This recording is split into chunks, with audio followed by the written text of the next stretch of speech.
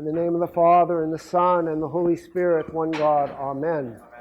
And so today we have the second Sunday, second of 4 Sundays that lead us into Lent and get us ready.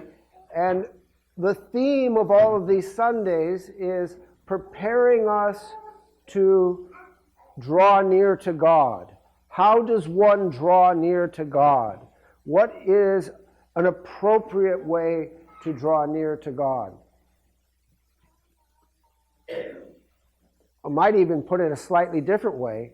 What is a successful way to draw near to God? Right? So last week we read the parable about the publican and the Pharisee, and we had 2 people praying, but only one was heard. Right? The one who, instead of comparing himself to others, just beat his chest and said, "Have mercy on me, the sinner." And today we have 2 more fellows who are going to have a certain relationship with their father. One is a prodigal. And you know, it's so funny, that word prodigal, we don't really use that word in English anymore. So maybe if we were to use a modern English word, we would say a waster, someone who wastes things, right? And this son is the waster. He receives this inheritance from his father, and he goes and wastes it on loose living. And then when he runs out, he becomes poor, and he comes to his senses. And he says, well, wait a minute, how many servants in my father's house don't have enough food to eat? They're doing fine. So I'm going to return to my father and say, I have sinned against you and against God. I am no longer worthy to be called your son. Just make me one of your hired servants. What an attitude. Talk about humility. What an example of humility. And this fellow comes to his father not thinking himself worthy even to be his son.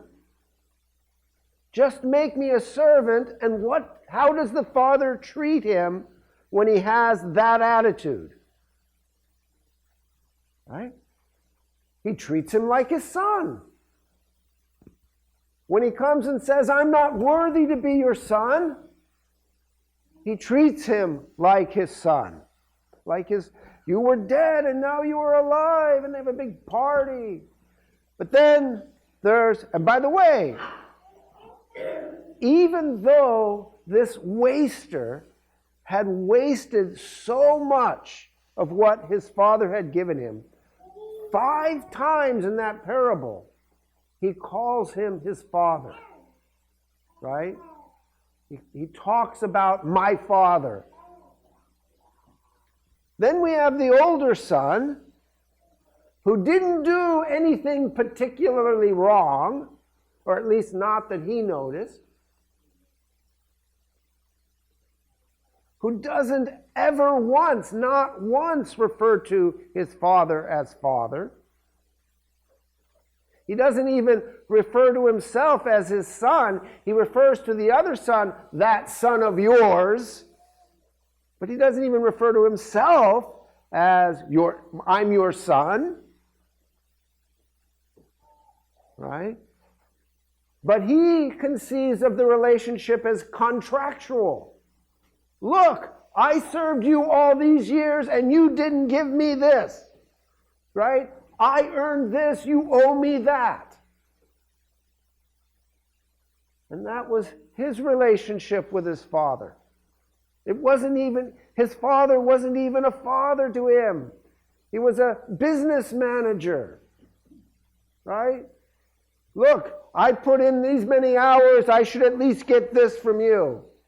That other person over there didn't work as hard as I did.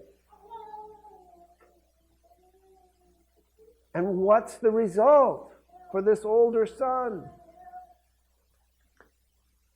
He stays outside the house. He doesn't come into the party. It's not that the father keeps him away. In fact, it says the father went out to talk to him. The love of the father is the same in both cases. Right? The father went out to talk to him. Try to talk him into coming in. Look, your brother, he was lost and now he's found. He was dead and now he's alive. Let's have a party. But what does that older brother do? No. He didn't work as hard as I did. I deserve more than he gets. Right? And that kind of relationship with the Father, that kind of relationship with God results in shutting you out of the house. Not because the Father doesn't want you to come, but because you end up shutting yourself out. See? And so, as we go forward into Lent, let's not think of it as though, oh, I'm fasting this much, or I'm going to this service or that service, and I'm kind of earning credit with God. No, nobody earns credit with God. No, that's not how it works. God is not a business manager. God is our Father, and He loves us all the same. The good ones, the bad ones, He loves us all the same. And how does He want us to come? He wants us to come knowing our own sin. Where's Matthias? Matthias, you're here. He said something really good at the youth meeting on Thursday night. We were talking about the Psalm 1, blessed is the man who stands not in the counsel of the ungodly, nor stands in the ways of sinners, or sits in the seat of the scoffer. And Matthias asked this question. He said, well, wait a minute. Does that mean that I can't ever talk to sinners? I said, it's a very good question. Because as you read the psalm, and even as we apply it to the prodigal son, who's the sinner? Is the sinner somebody out there? If I want to come to the Father like the older son and stay out, yeah, the sinner's always that other guy. But if I want to come like the younger son, then the sinner is always here. This is where the sinner is. Not that person over there, not that person over there. No, I'm the sinner. And so I come to the Father. I'm not worthy to be called your daughter or your son or your nephew, whatever. I'm not worthy. Just make me one of your hired hands. And how does the Father receive that one? With a party, right? Put a ring on his finger, right? Shoes on his feet, kill the fatted calf. It is kind of interesting that expression for fatted calf is literally the wheat-fed calf.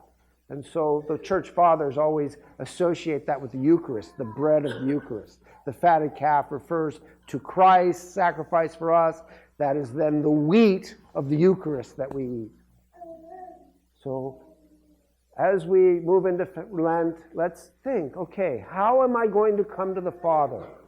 Am I going to come to the Father humble, broken, seeing the sin in my own heart, my own life? Or am I going to attempt to come to God pointing out the mistakes of others, the sins of others, which won't get us very far at all, will it? In the name of the Father, and the Son, and the Holy Spirit.